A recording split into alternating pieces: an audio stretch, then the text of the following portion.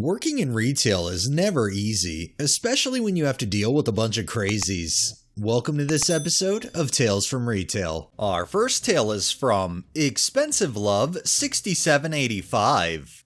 So this happened almost 2 years ago, but I remembered it when joining this subreddit. For context, I worked at a well-known boba shop in a busy mall. All the employees were either high school students or college kids, ages ranging from 14 to 20, and the two managers were married. The owner almost abandoned this location to focus on another one. Our managers were very cheap and never wanted to waste a single drop of product or give a refund unless really needed. Now the story. My, at the time 18 female, coworker and I, at the time 15 female, were working on a mildly busy day. This woman comes in with her 3 kids, her oldest daughter, middle son, and youngest daughter. They ordered their 3 drinks like normal, and some of them got slushies instead of milk tea. Whatever, pretty normal. When we hand them their drinks on the other side of the kiosk, they try it right there. Could have moved for other customers, but okay. A little bit later, she comes back in line and starts asking my coworker for a refund because her youngest daughter didn't like the slush. Not in exchange for something she might have liked, but an entire refund. So my coworker tells her that since we didn't make her drink incorrectly, we cannot give her a refund, as we have a policy to only give refunds when it's a mistake on our part. She argued with her for way too long before asking to speak with the manager. My coworker tells her that our manager isn't here at the moment, but we can get her on the phone. At this point, I can't remember if there were other customers behind her or if we had finished the line. Anyways, my coworker goes in the back and calls our boss to explain the situation. She comes to the front, puts her phone on speaker, and the woman explains her side of the story. My boss then says the same thing. Since it was no mistake on our part and they did not mess up your drinks, we will not be able to give you a refund. She basically storms off after that, with all her kids, to a sitting area right in front of our shop kiosk, practically vibrating with anger as her kids look sad or maybe embarrassed.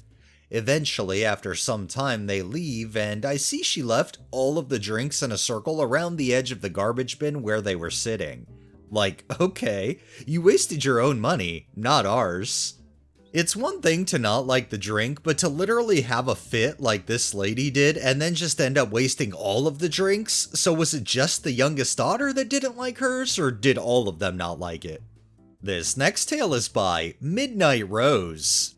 Last season I was working a little winter gear shop in a ski town, one of those places where everything from snowboards to mittens is stacked to the ceiling. One snowy Saturday, a couple came in with their 2 kids.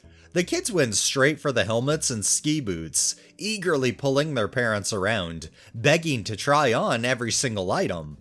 While the mom was distracted, the dad came up to me, casting a quick look over his shoulder. With a grin, he whispered, "Don't let my wife see. I've been eyeing this hat for weeks." He slipped me 30 euros and I rang him up, casually chatting about the powder forecast as I tucked the beanie into his bag. Just as he finished, his wife approached, wrangling the kids. She made her way over to the same rack of hats and leaned over the counter with a knowing smile. "Don't let my husband see, but he's been needing this hat." She handed me the cash, winked, and went back to gathering up their gear. They left with a little secret smile on each of their faces, and I knew they'd just bought each other the same hat. It's good to see this man is considerate of his wife to some degree, even though he's still kinda sneaking around wanting to get the hat, but it's awesome to see that the wife is considerate of her husband to end up getting him the hat. I think they'll laugh when they realize there's 2 of the exact same hat. This next tale is from NatureGirl516. This retail experience was kinda funny. A couple years back, when my coworker was 17, she asked me to help ring up the alcohol she had. She told me ahead of time that the group did not look old enough. It was a group of like 6 to 8 teenage boys. The excuse they told my coworker was that they were college. Really, bro? I was in college at 18. For something like this, I would have to check all of their IDs. I decided to start by asking if I could see one ID. They said they all left their IDs at home. I smirked at them and took the case of beer away and said, "Then you don't get this," and walked away. They all left without buying anything after that. You gotta love when people try to pull a fast one, and not one of them attempted to save face by buying anything at all because I think they all knew at that point they were busted. And our final tale is by CWU007. To premise this, I am a shift supervisor for a retail drugstore chain. Like a lot of retailers, we are having a very bad shoplifting problem. Thieves will come in and fill bags with hundreds, if not thousands of dollars of merchandise and walk out. We are well aware that these are a part of much larger crime rings. Most are repeat offenders to the point where we have nicknames for them. We are told by our higher-ups to please tally up what was stolen, save the surveillance footage, and file a police report along with store security report. Due to the repeat offenders, I created a file system in the office where we have the multiple reports filed under each nickname.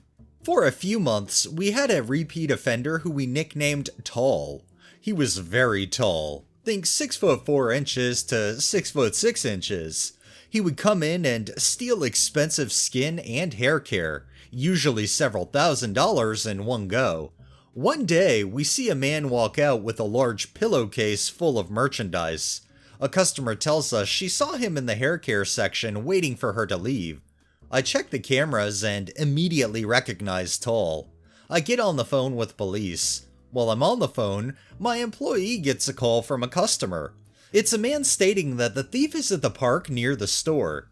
You hear a little girl in the background yelling, "Daddy, the man is in the bathroom." I relay the message to the dispatcher.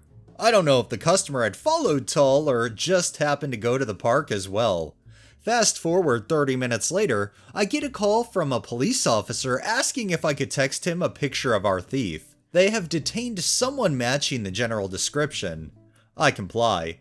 Fast forward another half hour and we have 2 police cars in front of our store and an officer asking who would like to make an eyewitness identification. My employee volunteers. After confirming, the officer comes in with a large drawstring bag full of merchandise. We're tallying up everything as the officer keeps removing stuff from the bag. It felt like a bad game show as the total went up. In total, nearly $2,000 worth of stolen merchandise. I grab Tall's file and give the officer all the other police reports we have on Tall. But this is only the beginning. A few days later, I receive a call from an investigator with the police department.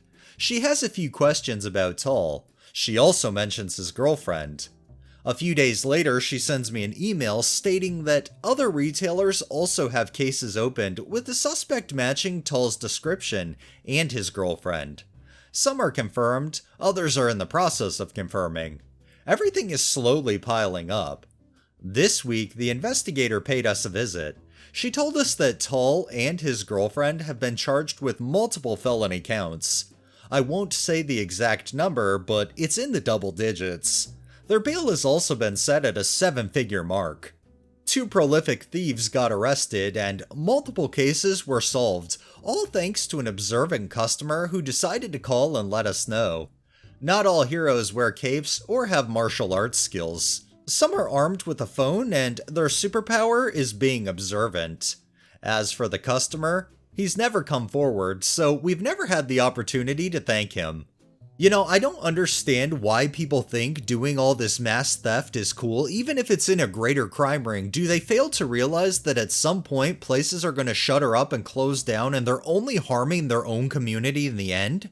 Alright, that's enough tales for the day. Well, that wraps up this episode of Tales from Retail. If you liked the video, please drop a like, share my content on all of your social media, subscribe if you haven't already, and make sure to hit that bell so you're notified every time I upload, and drop a comment down below. It really helps with the algorithm and helps new people find my channel. Thanks for watching, thanks to my patrons and super thanks contributors.